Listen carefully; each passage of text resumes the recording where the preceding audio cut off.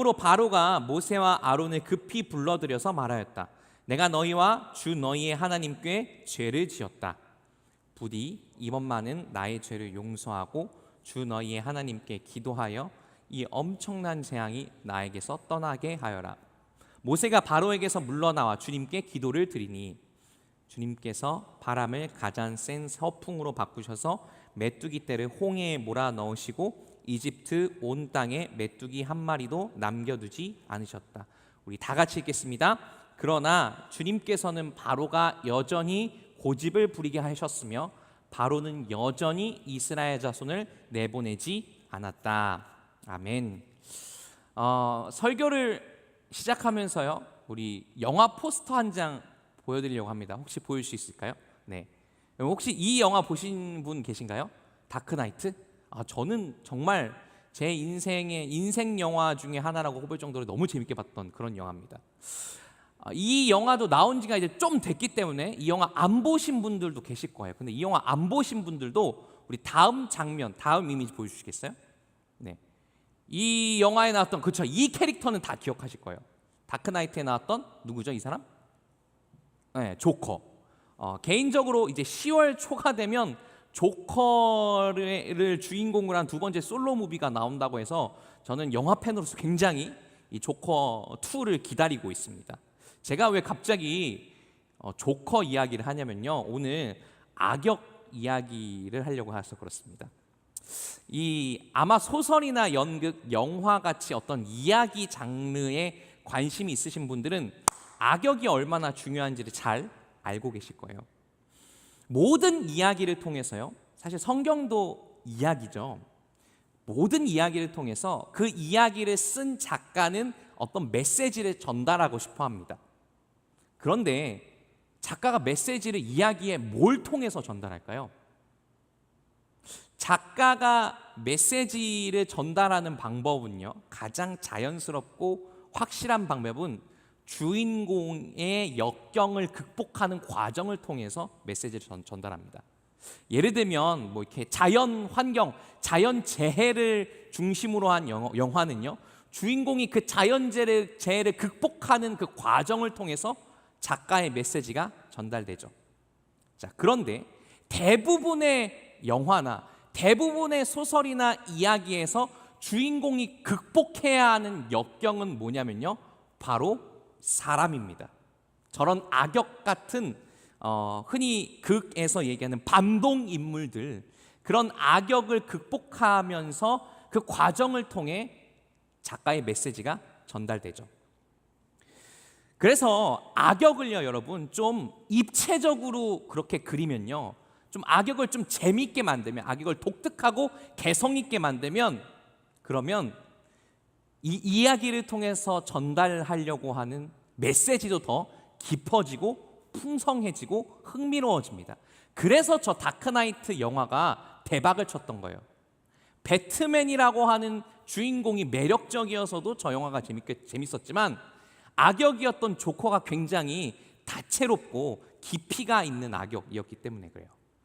제가 왜 이 영화 이야기를 하냐면요, 제가 왜 이런 악역 이야기를 하냐면, 이 성경이라고 하는 책이 사실 인류 역사상 가장 어떻게 보면 재미있는 이야기 중에 하나이기 때문에 그렇습니다. 가장 잘 쓰여진 이야기고요, 가장 탄탄한 구성으로 쓰여진 이야기이기 때문에 그렇습니다.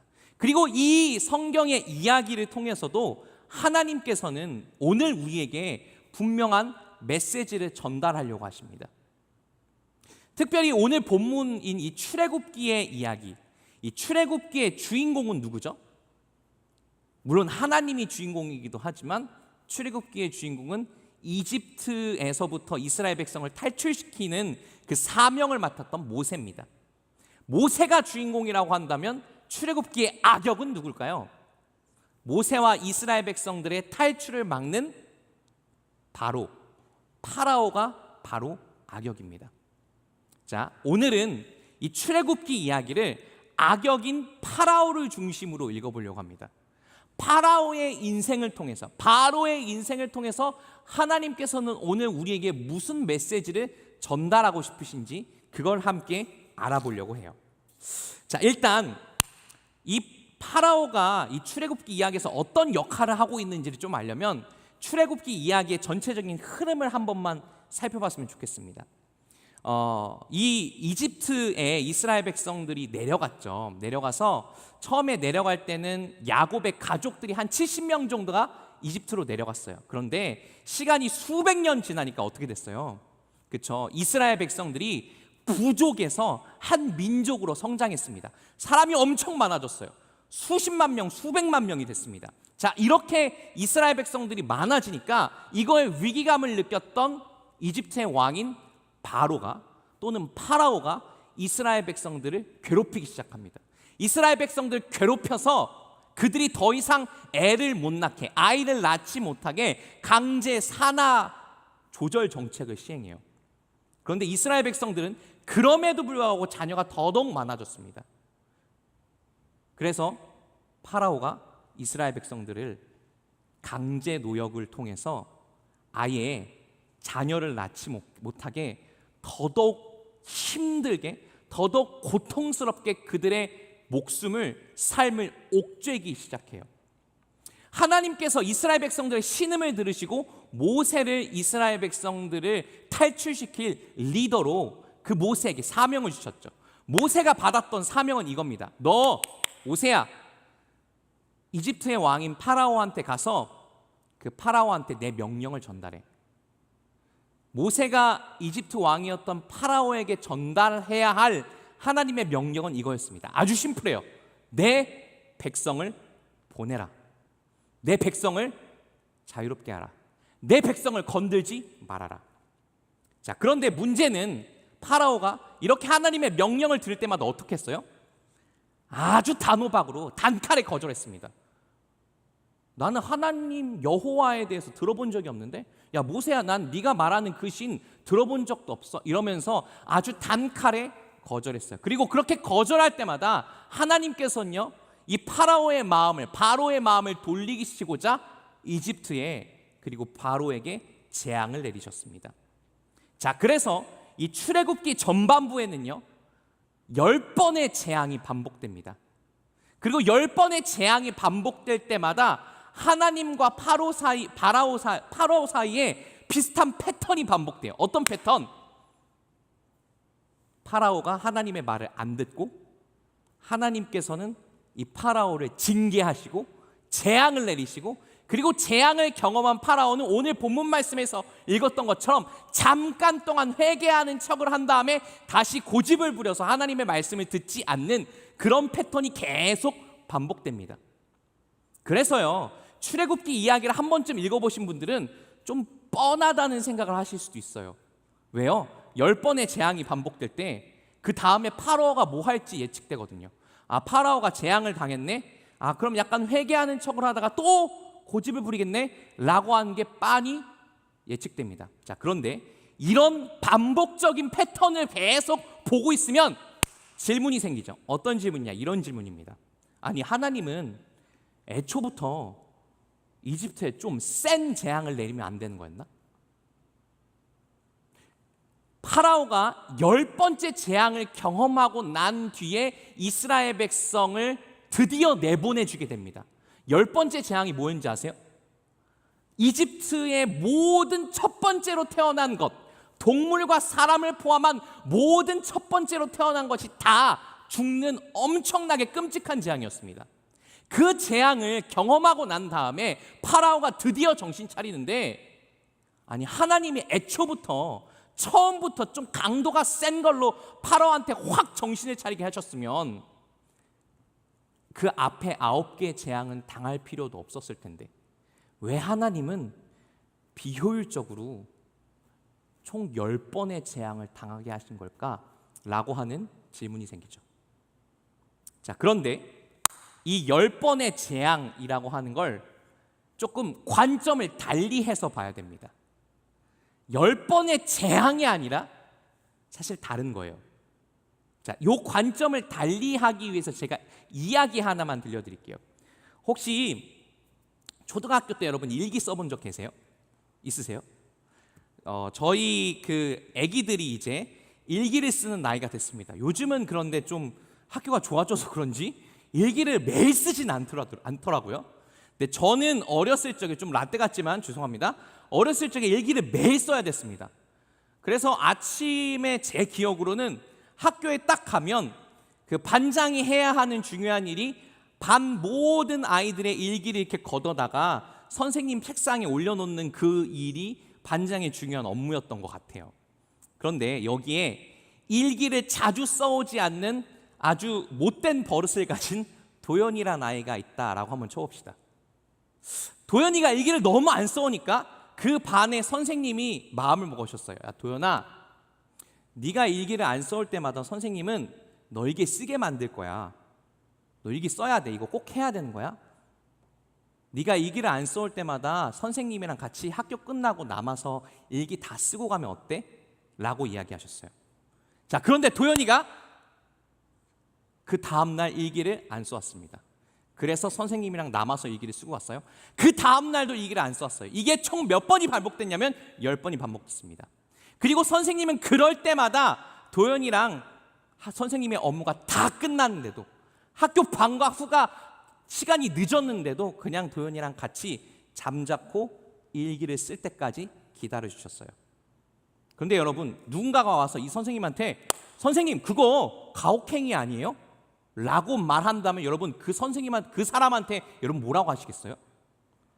아니요, 그 선생님은 그 아이를 포기하지 않는 좋은 선생님입니다 라고 이야기하지 않으시겠어요? 이 출애굽기에 나오는 하나님께서 바로에게 내렸던 10번의 재앙은요, 하나님이 바로를 10번 괴롭히기 위해서 내렸던 재앙이 아닙니다. 하나님은 바로를 괴롭게 하고 이집트 백성들을 괴롭게 하기 위해서 10번의 재앙이 내리신 게 아니라 바로가 하나님의 말씀을 들을 때까지 10번의 기회를 주신 거예요. 회개하고 돌이킬 수 있는 10번의 기회. 그런데요, 하나님께서 내리신 이 10번의 재앙을 그 재앙이라고 하는 현상에 집중해서 재앙이 아니라 그에게 주셨던 10번의 기회라고 관점을 달리해서 보면요, 하나님께서 출애굽기의 주인공인 모세에게도 기회를 주셨음을 알 수 있습니다. 출애굽기 3장 13절 말씀 함께 읽어볼게요. 우리 함께 읽어보겠습니다. 시작. 모세가 하나님께 아뢰었다. 제가 이스라엘 자손에게 가서 너희 조상의 하나님께서 나를 너희에게 보내셨다 하고 말하면 그들이 저에게 그의 이름이 무엇이냐 하고 물을 터인데 제가 그들에게 무엇이라고 대답해야 합니까? 자, 지금 이 말씀이 어떤 장면이냐면요, 하나님이 모세한테 처음으로 사명을 주셨을 그때 당시예요. 야, 모세야, 너 이스라엘 백성한테 가서 내가 너한테 사명을 줬다고 얘기하고 그 이스라엘 백성을 이집트에서 꺼내기 위해서 이제 네가 그 이스라엘 백성을 설득해야 돼 라고 이야기했더니 모세가 뭐라고 얘기해요? 하나님, 저 못합니다. 하나님, 저 하나님의 이름도 모르는데요, 저 그거 못해요 라고 모세가 지금 하나님께 뭐 하는 거예요? 반항하는 겁니다. 그래서 하나님이 어떻게 하신 줄 아세요? 모세한테 자신의 이름을 알려주세요. 그 이전에는 하나님께서 자기의 이름, 여기서 알려주신 자기의 이름이 뭐였냐면 하나님의 이름이 스스로 있는 자였습니다. 이 스스로 있는 자 여호와라고 하는 이름을 하나님이 그 이전에 알려준 적, 그 어떤 인간에게도 알려준 적이 없으세요. 하나님은 반항하는 모세를 설득하기 위해서 그 반항하는 모세에게 다시 한번 기회를 주기 위해서 자신의 이름을 알려주신 거예요. 자, 그런데 그 뒤에 모세가 또 이렇게 말합니다. 출애굽기 4장 1절 말씀이에요.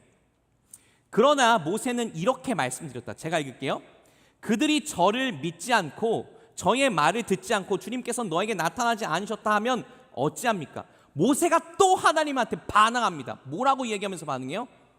하나님, 제가 아무리 이스라엘 백성들한테 가서 나 하나님 만났어, 하나님이 이스라엘 백성들을 구출하래 라고 하는 이야기를 해도 그들이 제가 하나님을 진짜 만났다고 믿어주지 않으면 어떡해요? 걔네들 되게 의심이 많습니다. 저 그 사람들 설득시킬 자신이 없어요. 저 이거 못해요 라고 이야기했어요. 그랬더니 하나님이 어떻게 하시는지 아세요? 모세의 손에 던지면 뱀으로 변하는 지팡이를 들려주십니다. 자, 그런데 그 뒤에 또 모세가 반항합니다. 우리 출애굽기 4장 13절 말씀 읽어드릴게요. 모세가 머뭇거리며 주님 죄송합니다. 제발 보낼 만한 사람을 보내시기 바랍니다 하고 말씀드리니, 그렇게 하나님이 설득하고 기회를 줬는데도 또 모세는 반항해요. 하나님 저 못해요. 하나님 저는 말을 잘 못해요. 하나님 전 언변이 부족한 사람입니다. 그렇게 얘기했더니 하나님이 누굴 붙여주셨냐면 모세에게 말 잘하는 아론을 붙여주셨습니다. 여러분, 이쯤 되면 바로랑 모세랑 주인공이랑 악역인데요, 차이가 있나요? 차이가 있죠. 하나님한테 반항한 횟수의 차이만 있습니다. 그런데 둘 다 똑같이 하나님께 불순종했어요. 근데 그런데도 불구하고 하나님은 그들을 포기하지 않으셨습니다.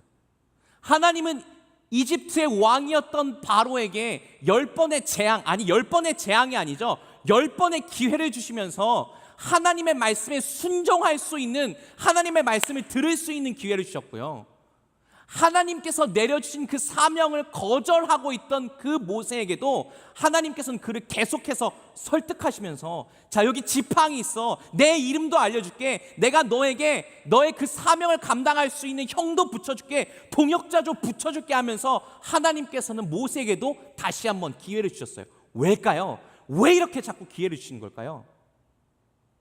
하나님은 모세랑 바로를 사랑하시니까요. 여러분, 우리가 살고 있는 지금의 이 세상은요, 얄짤이 없는 세상입니다. 얄짤이 없다는 건 두 번째 기회가 없다는 거예요. 흔히 우리나라 사회에 대해서 많은 사람들이 사회적 안전망이 부족한 사회라고 이야기합니다.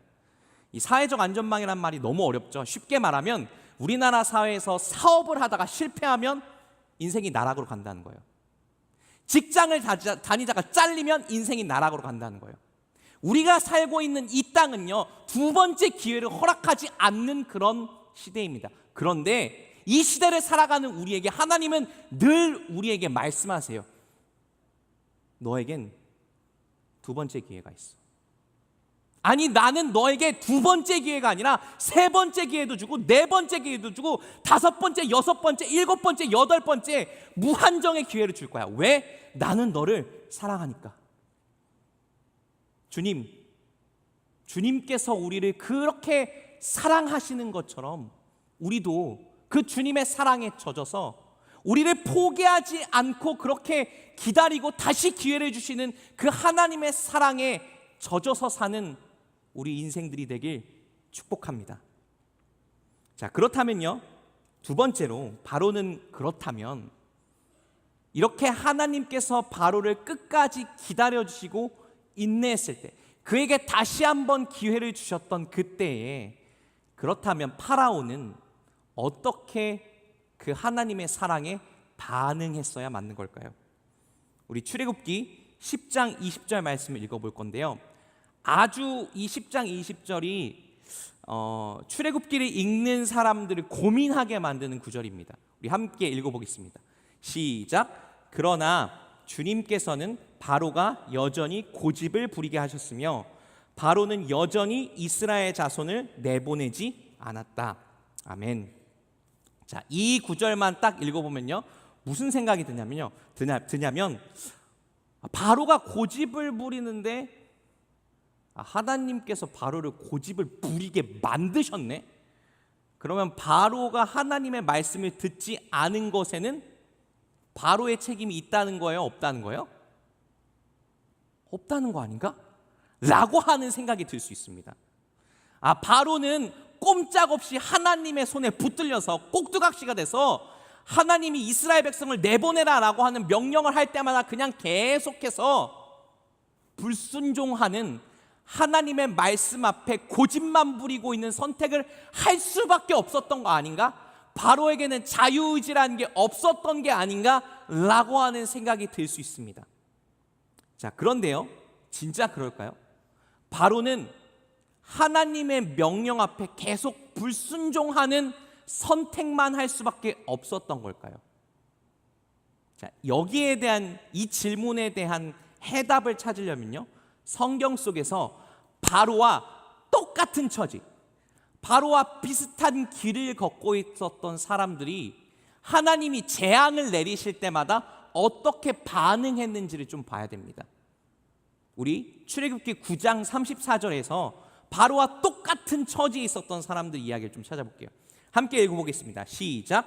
그러나 바로는 비와 우박과 천둥 소리가 그친 것을 보고서도 다시 죄를 지었다. 그와 그의 신하들이 또 고집을 부렸다. 자, 지금 여기를 봤을 때 바로랑 똑같이 고집을 부리고 바로랑 똑같이 하나님의 말씀을 듣지 않았던 사람들이 나오죠. 누구예요? 바로의 신하들입니다. 같은 처지예요. 같은 배를 타고 있는 사람들이에요. 바로가 고집을 부릴 때마다 바로에게 맞장구를 쳤던 사람들이 바로의 신하들입니다. 자, 그런데 이 바로의 신하들의 태도가요, 출애굽기 10장에 가면 달라집니다. 출애굽기 10장에서 하나님이 이집트에 어떤 재앙을 내리시냐면 메뚜기 재앙을 내리세요. 몇 년 전에도 아프리카에 메뚜기 떼가 한번 창궐했던 적이 있습니다. 메뚜기 떼가 한번 휩쓸고 지나가면 어떻게 되냐면요, 그 주변에 있는 반경 몇십 킬로 안에 있는 모든 농작물들이 싹 사라집니다. 먹을 게 하나도 남지 않아요. 이집트에 하나님께서 보내신 메뚜기 떼 재앙이 닥치고 난 뒤에 먹을 게 하나도 남지 않았어요. 자, 그러니까 신하들이 이렇게 반응하기 시작합니다. 신하들의 태도가 달라져요. 우리 출애굽기 10장 7절의 말씀 읽어볼까요? 우리 함께 읽어보겠습니다. 시작. 바로의 신하들이 바로에게 말하였다. 언제까지 이 사람이 우리를 망하게 하는 함정이 되어야 합니까? 이 사람들을 내보내서 그들의 주 하나님을 예배하게 하심이 좋을 듯합니다.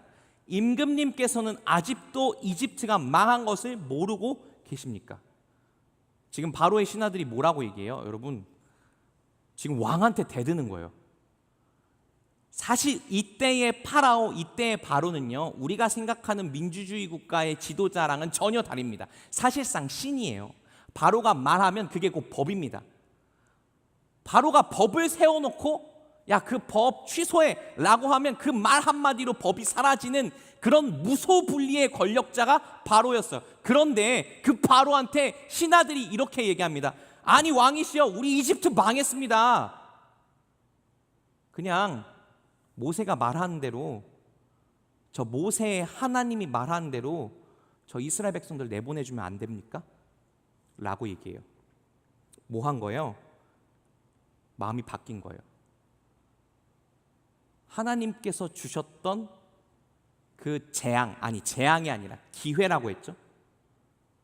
그 기회 앞에서 우리가 더 이상 고집만 부리면 안 되는구나 라고 한 걸 이 바로의 신하들이 깨달은 겁니다. 그런데 이런 일이 이 출애굽기 10장 이전, 이 메뚜기 재앙 이전에도 있었어요. 우리 출애굽기 9장 20절 말씀 읽어볼게요. 자, 함께 읽어보겠습니다. 시작. 바로의 신하들 가운데서 주님의 말씀을 두려워한 사람들은 자기의 종들과 집 짐승들을 집안으로 피하게 하였다. 어떻게 했대요? 뭐한 사람들? 주님의 말씀 뭐한 사람들? 두려워한 사람들.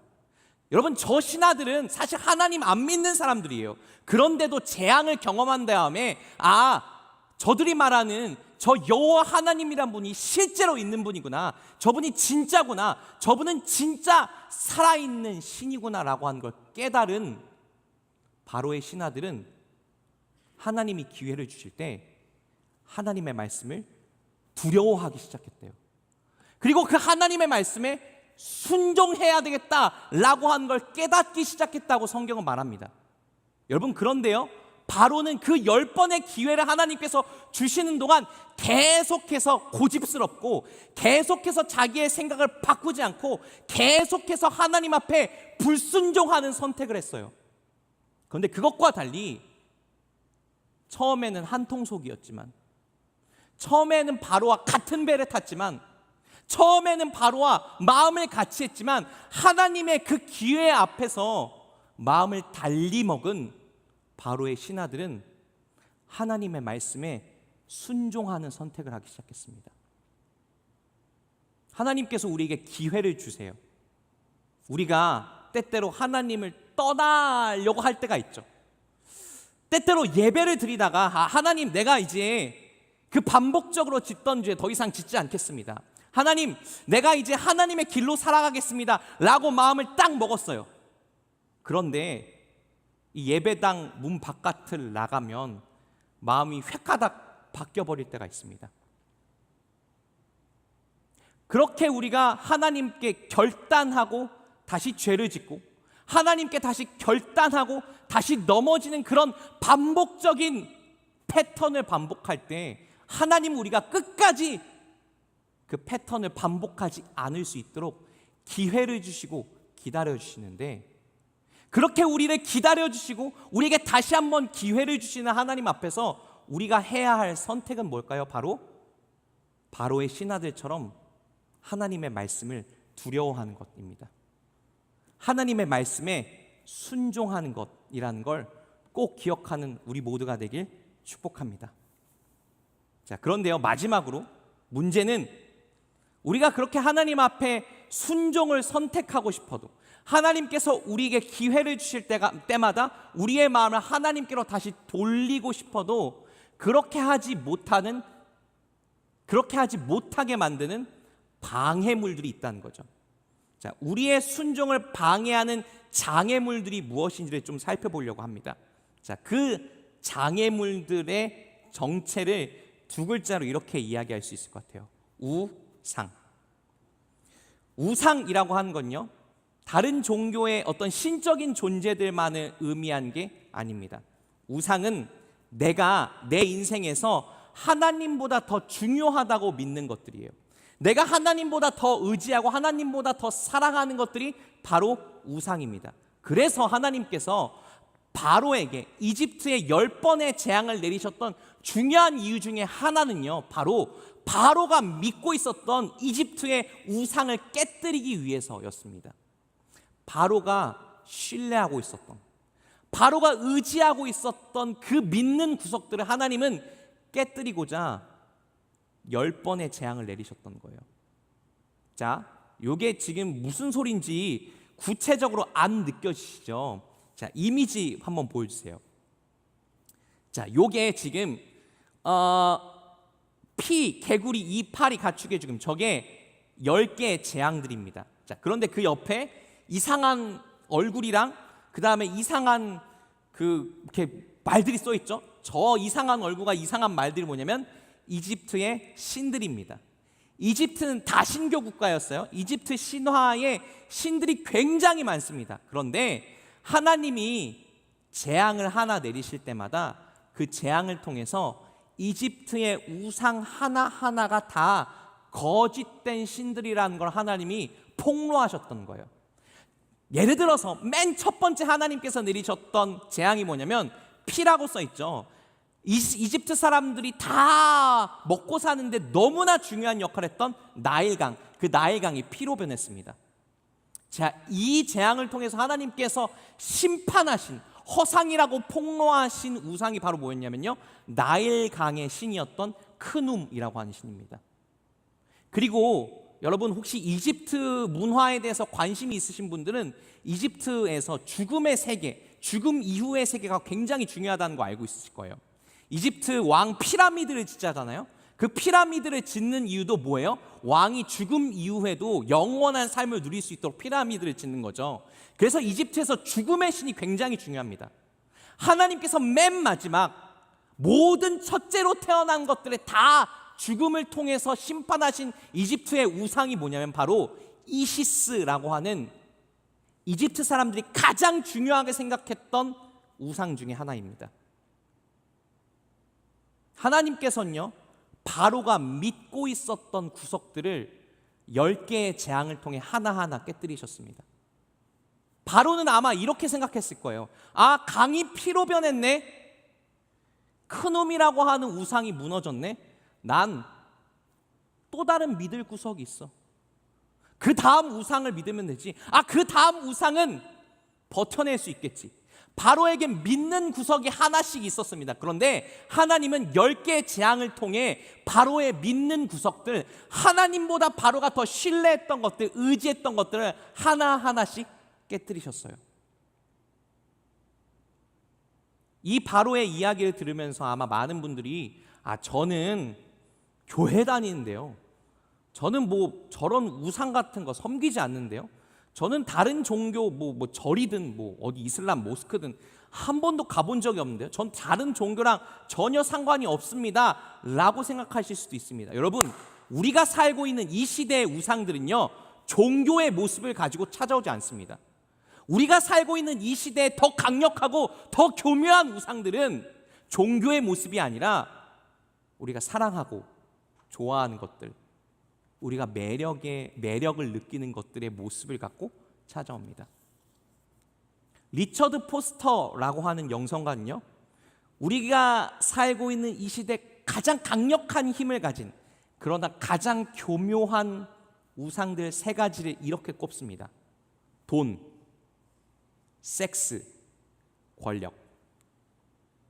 마지막으로 여기에 하나만 더 추가할까요? 자아. 나의 감정, 나의 선택, 나의 의지, 나의 능력과 나의 힘이 하나님보다 더 강력하다고, 하나님보다 더 믿을만하다고 생각한다면 여러분, 나도 자아도 우상이 될 수 있어요. 자, 그런데요, 팀 켈러 목사님이라고 하는 분은 우리가 구체적으로 사랑하고 섬기고 있는 우상이 무엇인지를 분별할 수 있는, 찾아낼 수 있는 돋보기를 4가지 제시합니다. 자, 첫 번째 돋보기 한번 잘 들어보세요. 이 질문을 던지면 내가 하나님보다 더 사랑하고 있는 게 무엇인지를 찾을 수 있을 거예요. 첫 번째 질문, 나는 혼자만 있을 때 무슨 생각하는가? 나만 아는 나의 은밀한 생각이 나의 우상일 수 있다는 겁니다. 두 번째, 나는 돈을 어디다가 쓰는가? 우리의 소비 패턴, 우리가 쿡황을 통해서, 우리가 태물을 통해서 쓰고 있는 그 돈이 흘러가는 곳이 우리의 우상을 드러낸다는 거예요. 세 번째, 만약에 나의 간절한 기도가 응답되지 않았을 때, 내가 정말 간절하게 어떤 것을 위해서 기도했는데 그 기도가 응답되지 않았을 때 나는 어떻게 반응하는가? 그냥 처음에는 좀 실망할 수 있어요. 그런데 그 실망이 분노로 바뀌고, 그 분노가 하나님에 대한 억울함의 감정과 하나님에 대한 원망으로 바뀐다고 한다면 내가 그렇게 간절하게 기도했던 그 기도 제목이 나의 우상이라는 거예요. 마지막, 내가 통제하기 어려운 감정은 무엇인가? 이 4가지, 나의 생각, 내가 돈을 어디다 쓰는가, 나의 간절한 기도의 제목, 마지막 나의 감정. 이 4가지에 대한 질문이 우리 안에 있는 우상을 발견할 수 있는 돋보기라는 거죠. 자, 그렇다면 마지막으로요, 이런 우상들을 발견한 다음에 이 우상들을 어떻게 깨트릴 수 있는가? 이 우상들을 내 인생에서 쫓아내고 무너뜨릴 수 있는 방법은 뭔가? 바로 예배입니다. 왜냐하면요, 이런 이야기 또 들으시면 또 목사님이 예배 열심히 드리라고 얘기하시나 보다 라는 생각이 드실 수 있어요. 물론 예배를 열심히 드려야 됩니다. 그런데 여러분, 예배가 뭘까요? 예배를 영어로 worship이라고 이야기합니다.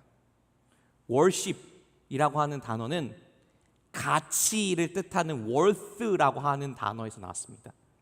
예배는 내 인생에 가장 가치 있는 분은 하나님이십니다.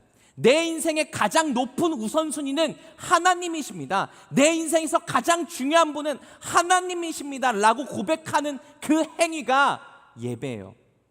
우리가 지금 이 자리에서 모여서 드리는 이 예배를 통해서도 찬양할 때, 말씀을 드릴 때, 기도할 때 하나님이 내 삶의 가장 중요한 분입니다 라고 고백하지만 여러분, 여기서 드리는 예배만이 예배인가요? 아닙니다. 여기서 드리는 예배 너무 중요하죠. 그런데 우리는 우리의 삶의 자리에서도, 내가 서 있는 가정에서, 직장에서, 학교에서, 내가 어디에 있든지 그것과 상관없이 거기서도 예배할 수 있습니다. 거기서도 내 인생의 가치는 돈이 아니라, 섹스가 아니라, 권력이 아니라, 내가 누릴 수 있는 힘이 아니라 하나님께 있습니다 라고 그렇게 고백할 수 있습니다. 우리가 그렇게 내 삶의 자리에서부터 하나님을 예배하기 시작할 때 우리 삶의 모든 우상들이 무너지고 깨뜨려질 줄 믿습니다. 이제 말씀을 정리할게요. 하나님께서는 바로에게 10번의 기회를 주셨습니다. 10번의 재앙이 아니라 10번이나 하나님께 순종할 수 있는, 하나님께 돌이킬 수 있는, 하나님께 나아올 수 있는 기회를 주셨어요. 그런데 바로는 그 10번의 기회를 모두 날려버렸습니다. 그 10번의 기회에 모두 고집스럽게 자신의 뜻을 고수하는 것으로 그렇게 끝내버렸어요. 중요한 건 하나님께서 오늘도 우리에게 기회를 주신다는 겁니다. 왜요? 우리를 사랑하니까.